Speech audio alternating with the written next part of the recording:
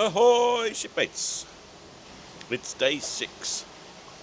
Now, yesterday I actually had the wrong title. I had day 4, it's like Groundhog Day. We did day 4 twice. I've got it correct this morning. Now it's day 6. And again, another lovely morning. It seems to be the theme of the transatlantic crossing. You wake up with a lovely morning after a stormy night, and then the weather is a bit changeable during the day. We really do see all sorts. One minute it's sunny, next it's cloudy. The wind has dropped off a bit and the sea has calmed slightly. So down to the local sort of American-style diner. Finally, this is my favourite breakfast spot. Here's the bottom of that drop slide there, just to the right, and that's when you're there. You can hear all sorts of people screaming as they fall down. But it's lovely. It's all open air if you go to the outside part, and there's nobody there.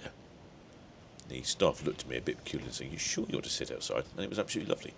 Started off with American-style French toast, maybe a bit alien to our British viewers, but that's how the Americans do it. Then moved on to a breakfast sandwich, which was interesting. A couple of pieces of cheese and ham with scrambled egg between 2 brioche buns. Very, very interesting. I can see it's a lovely sunny day out here. Shipmates, definitely better than it has been. And you can tell how stormy it's been if you look on the balcony here, or our railing.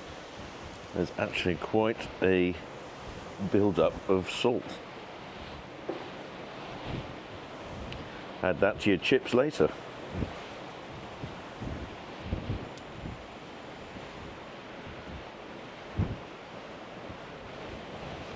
Up on deck 20, the highest deck on the ship, and luckily the sun is still out. It's absolutely gorgeous. Lots of people sunbathing. No one up here. Far too windy, as you can tell here. This is the outdoor aqua park, and it's blowing the poor children's water sprays all over the place. Saw the second ship of the trip, and looks to me very much like a Glover's Ro-Ro carrier. I'd like to think it's come from the port of Southampton, but probably not. Unfortunately, the vessel tracking apps don't work when you're at sea very well, because they require satellites, and I wasn't going to pay for satellite coverage to find out where this ship was from, but that was an interesting spot. The Glover ship maintained our speed for quite some time. Next up is lunch. Went down to the Hudson's, which is part of the complimentary dining. No one was there. Quick look down the menu. Got a corn chowder, some Vietnamese chicken pho, some spinach Caesar, a liquoise salad, Asian meatball sliders, shrimp fritters, and of course caprese salad. I went with the sliders. Have a number of handhelds as well. I did notice the bar fish taco seemed really popular.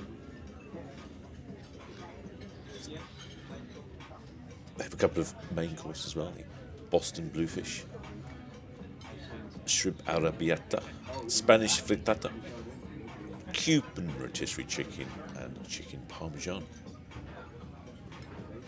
Also, they have paired whites. But these are my Asian sliders. Not as big as they make you look, and then with the brioche buns very light, so perfect for a lunchtime starter. The shrimp arrabbiata, just about spicy enough. Not too much, but definitely tasted. After that, I decided I'd go for some dessert, and of course one of these desserts leapt at me, banana cream pie with rum anglaise sauce. And there it is. Absolutely perfect. It was not too big, not too small. The rum anglaise was a lovely addition to the top of the little custard tart. Afternoon. My favourite bar in the afternoon is the observation bar up on deck 17 towards the front of the ship. Absolutely fantastic view. Friendly stuff there. And this is the view you get. See, it's clouded over again now, but as you can see, lots of seats by the windows. And they serve all sorts of English tea. So this is scone, jams and scone with a focaccia pizza. The question is it jam first or cream first on your scone? Well, I waited until my espresso martini arrived. And then, of course, I went to the politically correct option of having jam first and cream first. Right outside of the observation bar is an absolutely fantastic model of the ship. Oh, I would like to have this at home. It's probably about 8 feet long. Beautiful scale model. The level of detail is absolutely phenomenal. You can clearly see here, as we head towards the stern of Norwegian Aqua, how it's tapered in towards the stern, and Look, it's giving you a massive outside seating area. Out of all the ships I've been on, no, I don't think I've been on one that's got such a large outside seating area on that sort of deck. Often they've got lots at the top, but this on the deck 8 is absolutely massive all the way around. And then this area at the top here towards the stern is the haven area, which is the members only area. And then you can see the loads more around deck 8 there. This again is still the haven, the members only area. And as we had forward, there's still lots of outside seating, lots of outside space. And then this is the main pool for the rest of the guests, as she is designed for the Caribbean market. There is a lot and lots of outside seating. People often ask about the bow thrusters. That's these little chaps down here, 3 bow thrusters. That helps spin the ship round. We see that a lot in the port of Southampton when the ships are leaving. Get a good idea of the hull graphics with this walk around. And to keep things all smooth while we're at sea, these are the stabilisers. I may have talked about these in the past. They're little fins that pop out from the side of the ship, and they will tilt up or down to try and correct the roll of the ship as we are heading across the Atlantic.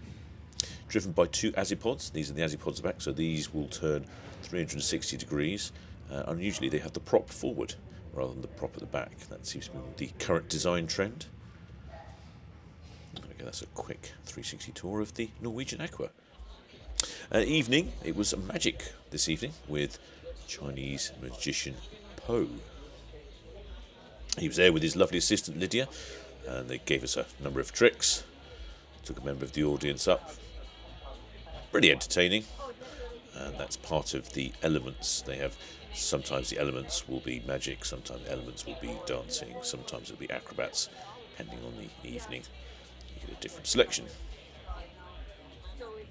And this is all in the Aqua Theatre. Next, this is one of our reservations through the More at Sea package. You get to use the specialty restaurants. This is Cagney's, the Steakhouse. Very popular. I've spoke to lots of guests, and this is the most popular restaurant on board, I think, for the steak. There you go. That's the focaccia bread with rosemary to start. Bit of whipped butter.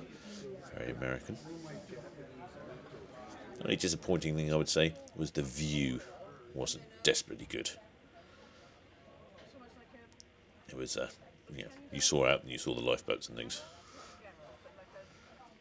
I started off with thick cut bacon. I have to say, I'm not sure what I was expecting. I don't know. It didn't really work for me, that one. We went about 9:30. I think we ended up here. And it was, I think probably because the ship's quiet, but look, there wasn't anyone in the restaurant. But it's fantastic design. It's really quiet. It's not too loud and echoey. We're all sort of, looks like a sort of 70s spaceship to me for some reason. Got that sort of vibe. Main course of fillet steak. This is an 8-ounce fillet steak. Looks like it's cooked perfectly. We'll tell when we cut into it. Of course, I had to order some greens to go with it. Some broccoli. And there we go. Exactly as I ordered it, rare. That was a very tasty steak indeed. Really good piece of meat, cooked perfectly. Followed up with a raspberry creme brulee.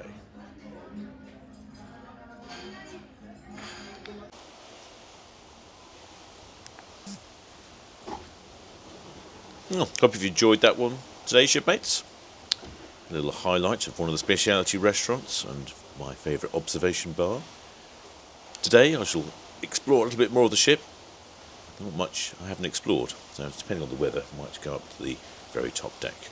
Well, I hope you've all enjoyed that one. I shall continue producing these for the next 4 days of this transatlantic cruise to Boston, New York. Till next time, shipmates.